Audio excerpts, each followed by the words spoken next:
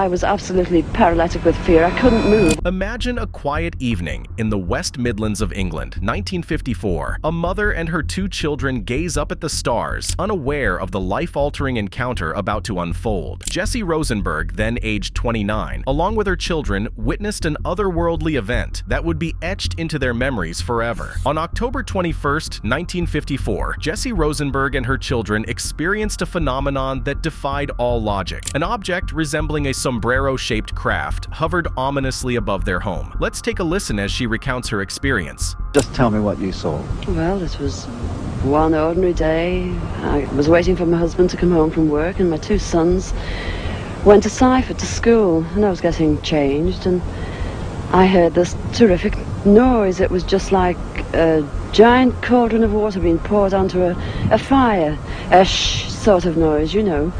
And my first reaction was, oh, the children. I thought maybe a plane was crashing or something like that.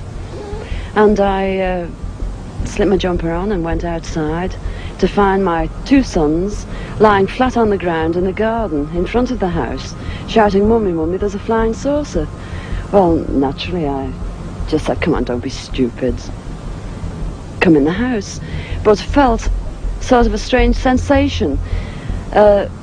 Wended my way up the side of the house to where we had a pump where we used to get all our water from, and automatically looked up to see this, all I can describe, this huge Mexican hat.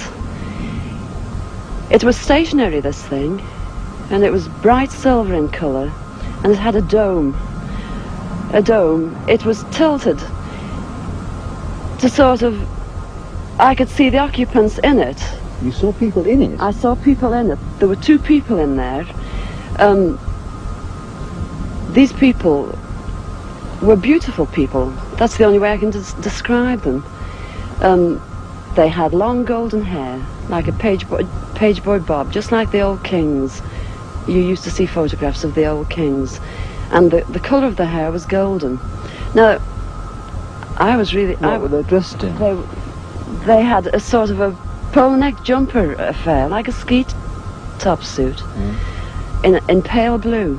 Now, these people weren't sat behind, one behind the other. They were sat together, but this, whatever it was tilted so that I could see them and they could see me. Were you looking at them through windows, through portholes, or what? No, not portholes. It was just sort of like a cockpit, I suppose, that had this perspex or glass or whatever it was. They could see me anyway, and I could see them.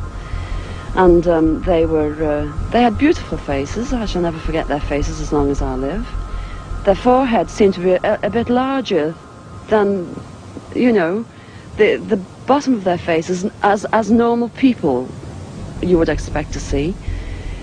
But maybe this was just whatever they had round their heads, which was like a transparent fishbowl. And they just looked, and I was absolutely paralytic with fear. I couldn't move, although my mind was ticking over. And they looked so sympathetic that I was just mesmerized for what seemed to be, ages, but it could have only been seconds. And I turned to sort of look down at the boys, was unaware that they were with me because I was so absorbed. And the next thing, I looked up and it was gone. How low had it been? It had been the height, I couldn't tell you. But the house that you've seen, it was just on top of the roof. It was hovering on top of the roof. How big was it compared with the size of the house? It swallowed the whole circumference of the roof. I couldn't see, the roof was completely blotted out. The chimneys I couldn't see. All I could see was this massive object that I described as like a Mexican hat without the bubbles. And then it flew away sideways or upwards? No, I didn't see. I just looked up and it had gone.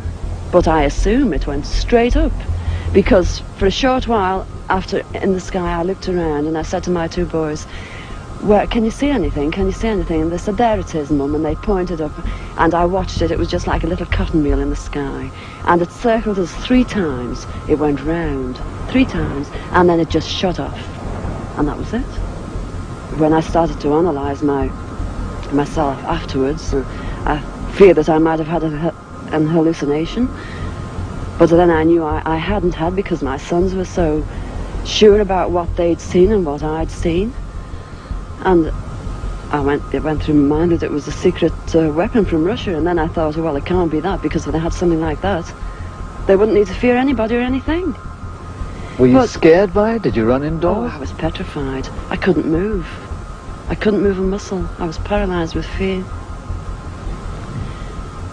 But now I wouldn't be. Because now, when I look back, you know, I think, what an amazing thing to have happened, and for me to have seen it. And when your husband came home, where were you? Well, when my husband came home from the office, I was locked in the house with my children, under a big kitchen table that we were using. Under the table? Under the table, yes. It's funny now when I look back, you know, it sounds absolutely ridiculous, but this is the truth. This happened. And that's it. We were ridiculed. It was very embarrassing at the time, and people, they possibly thought, oh, she's a nutter, but you know, who cares? This is something that's happened to me, and I'm a practically minded person, and that's it.